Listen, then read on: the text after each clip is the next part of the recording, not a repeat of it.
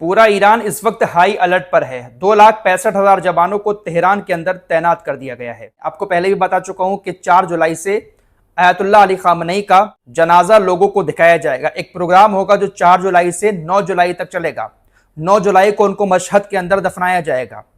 इसकी शुरुआत आज से हो चुकी है। आज शोक मनाया जा रहा है। तकरीबन 100 देशों के नेता ईरान के पूर्व सुप्रीम लीडर अली खामनेई के जनाजे में शामिल होंगे। कुछ देशों के राष्ट्रपति आ रहे हैं, कुछ देशों के प्रधानमंत्री भी आ रहे हैं और कुछ देशों ने अपने डेलीगेशन को भेजा है। हमारे देश के प्रधानमंत्री नरेंद्र मोदी जी को भी न्योता आया था। ईरान के राष्ट्रपति ने प्रधानमंत्री मोदी जी को बुलाया था, लेकिन मोदी जी नहीं जा रहे हैं। अपने डेलीगेशन को यहां से भेजा जा रहा है। 2 नेता जा रहे हैं, मोदी जी नहीं जा रहे हैं। पाकिस्तान ने कंफर्म कर दिया है कि पाकिस्तान के प्रधानमंत्री ईरान जाएंगे और भी बहुत सारे देशों के प्रधानमंत्री राष्ट्रपति आ रहे हैं और कुछ देश अपना डेलीगेशन भेज रहे हैं। ईरान की तरफ से कहा गया है कि तकरीबन 100 से ज्यादा देशों के नेता इस सेरेमनी में शामिल होंगे। बड़ी खबर यह है कि ईरान के सुप्रीम लीडर इस वक्त के मुश्तबा खामनेई वो अपने वालिद के जनाजे में शामिल नहीं होंगे। ईरानी अधिकारियों की तरफ से बताया जा रहा है कि सिक्योरिटी कंसर्न की वजह से मुश्तबा खामनेई अपने वालिद अली खामनेई के जनाजे में शामिल नहीं होंगे और उनके जनाजे की नमाज अदा नहीं करेंगे। देश विदेश के तकरीबन 3.5 करोड़ से ज्यादा लोग अली खामनेई के जनाजे में शामिल हो रहे हैं। दुनिया में इतना बड़ा जनाजा पहले कभी किसी का नहीं उठा। ईरान के पूर्व सुप्रीम लीडर जो खुमैनी थे, उनके जनाजे में तकरीबन 1 करोड़ 20 लाख आए थे। ये एक गिनीज रिकॉर्ड था। लेकिन अली खामनेई के जनाजे में तकरीबन 3.5 करोड़ लोग शामिल हो रहे हैं, लेकिन उनके खुद के बेटे अली खामनेई के जनाजे में नहीं आएंगे। इससे सवाल उठ रहे हैं, क्या वाकई में मुश्तबा खामनेई ठीक हैं? जो कोमा में जाने की खबरें उनकी चल रही थी, क्या वो खबरें कहीं ना कहीं सही साबित हो रही हैं? क्योंकि कितना भी डर सही, लेकिन फिर भी मुश्तबा खामनेई को अली खामनेई के जनाजे में शामिल होना चाहिए था। दुनिया भर के बड़े बड़े देशों के नेता शामिल हो रहे हैं, उन्हीं के बीच में शामिल हो जाते, लेकिन मुश्तबा खामनेई अपने वालिद के जनाजे में शामिल नहीं हो रहे हैं। इससे बहुत बड़े सवाल उठ रहे हैं, क्या वाकई में मुश्तबा खामनेई जिंदा भी हैं? और अगर जिंदा हैं तो क्या बहुत बुरी तरह से बीमार हैं? क्योंकि मुश्तबा खामनेई जब से सुप्रीम लीडर बने हैं, अभी तक उनका कोई भी वीडियो में बयान सामने नहीं आया है और ना ही उनकी आवाज में कोई बयान ईरानी मीडिया पर सुनाया गया है। उनकी तरफ से जो भी बयान आते हैं, एक लेटर होता है, उस लेटर को मीडिया पर पढ़कर सुना दिया जाता है कि मुश्तबा खामनेई इस तरह की बातें कह रहे हैं। IRGC का कहना है कि इजराइल इस प्रोग्राम में कोई ना कोई खुराफात कर सकता है, इसलिए IRGC ने पहले ही धमकी दे दी है कि अगर आपने हमारे इस प्रोग्राम में किसी तरह का कोई हमला करने की, कोई खुराफात करने की कोशिश की तो हम आपके ऊपर खतरनाक हमले करेंगे। हमारी वायु सेना भी पूरी तरह से तैयार है, हमारी जमीनी सेना भी पूरी तरह से तैयार है, नौसेना भी तैयार है। जैसे ही आपकी खुराफात हमारे सामने आती है, हम फौरन आपके ऊपर हमला कर देंगे।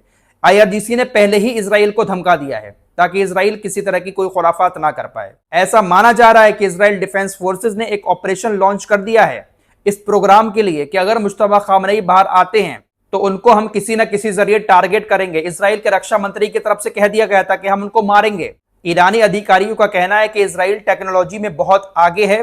मुश्तबा खामनेई अगर बाहर आते हैं तो वो किसी भी जरिए उनकी पहचान कर सकता है और पहचान करके फिर उनको निशाना बना सकता है। इसीलिए सिक्योरिटी की वजह से, सुरक्षा का हवाला देते हुए ईरान उनको अली खामनेई के जनाजे में शामिल नहीं करेगा। देखिए, ईरान को यहां पर अब ऐसा करना चाहिए कि अगर मुश्तबा खामनेई सही सलामत हैं और वो इस लायक हैं कि वो बोल सकते हैं, उठ सकते हैं, तो अगर वैसे शामिल नहीं हो रहे हैं मुश्तबा खामनेई तो वर्चुअली उनको शामिल करना चाहिए।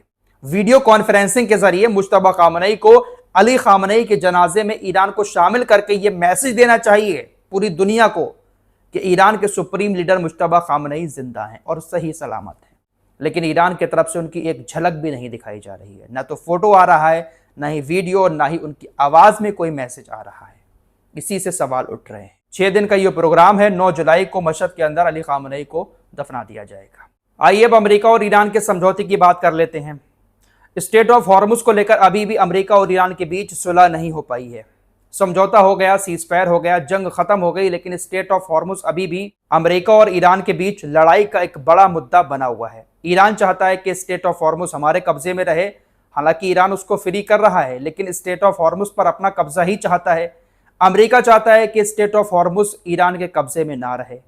खबरें तो ऐसी भी आ रही हैं कि ओमान भी अब यह नहीं चाहता है कि स्टेट ऑफ हॉर्मुज ईरान के कब्जे में रहे। वॉल स्ट्रीट जर्नल की रिपोर्ट के मुताबिक अमेरिका और ओमान ने ईरान के सामने एक ऑफर रखा है। अमेरिका और ओमान ने ईरान से कहा है कि आपका जो पैसा दूसरे देशों की बैंकों में फ्रीज किया हुआ है वो आधा पैसा आपको दिया जा सकता है, लेकिन उसकी शर्त यह है कि ईरान स्टेट ऑफ हॉर्मुज को पूरी तरह से फ्री छोड़े। ईरान ये वादा करे कि स्टेट ऑफ हॉर्मुज से गुजरने वाले जहाजों से ईरान कभी भी टोल टैक्स नहीं लेगा। ईरान के इसी वादे पर ईरान का आधा पैसा ईरान को मिल सकता है। दोस्तों, 100 अरब डॉलर से ज्यादा ईरान का पैसा दूसरे देशों की बैंकों में अमेरिका ने फ्रीज कर रखा है। ये ईरान का ही पैसा है, लेकिन ईरान को ही शर्तों के साथ देने की बात ये लोग कर रहे हैं। ईरान की तरफ से अभी कुछ नहीं कहा गया है। अमेरिका हर चीज को लेकर ऑफर बहुत सारे ईरान को दे रहा है, लेकिन ईरान इनकी एक भी नहीं मान रहा है। अमेरिकी मीडिया हाउस न्यूयॉर्क टाइम्स ने एक और बहुत बड़ा दावा किया है। स्विट्जरलैंड के अंदर अभी जो एक बैठक हुई थी, अमेरिका, ईरान, कतर, पाकिस्तान के जो अधिकारी वहां पर पहुंचे थे, मैंने आपको पहले भी ये खबर बताई थी। ऐसा दावा किया गया था कि पाकिस्तानी सेना के प्रमुख आसिम मुनीर को मोसाद मारना चाहता था।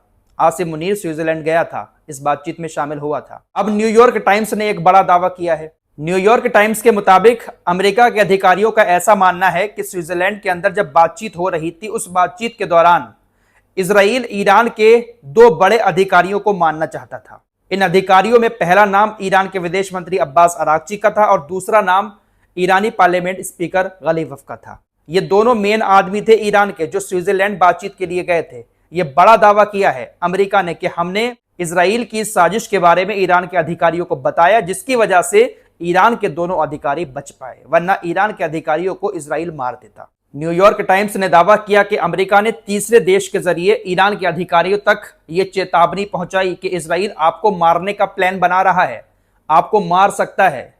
अमेरिका की चेतावनी के बाद ही ईरान के अधिकारी बच पाए।